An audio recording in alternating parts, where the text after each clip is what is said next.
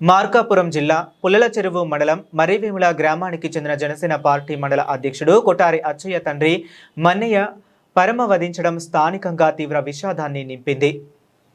విషాద వార్త తెలిసిన వెంటనే టీడీపీ, జనసేన పార్టీల నాయకులు, కార్యకర్తలు పెద్ద సంఖ్యలో వారి నివాసానికి చేరుకుని మన్నయ్య పార్థివ దేహానికి పూలమాలలు వేసి ఘనంగా నివాళి అర్పించారు.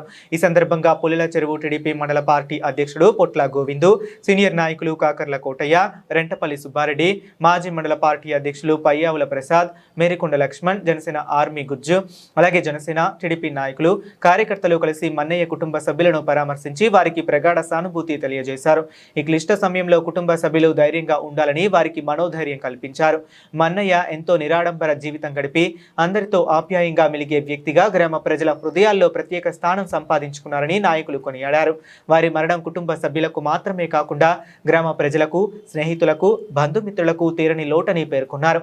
ఈ సందర్భంగా నాయకులు మాట్లాడుతూ మన్నయ్య గారి పవిత్ర ఆత్మకు శాంతి చేకూరాలని భగవంతుణ్ణి ప్రార్థిస్తూ వారి కుటుంబ సభ్యులకు ఈ విషాదాన్ని తట్టుకునే మనోధైర్యం ప్రసాదించాలని ఆకాంక్షించారు.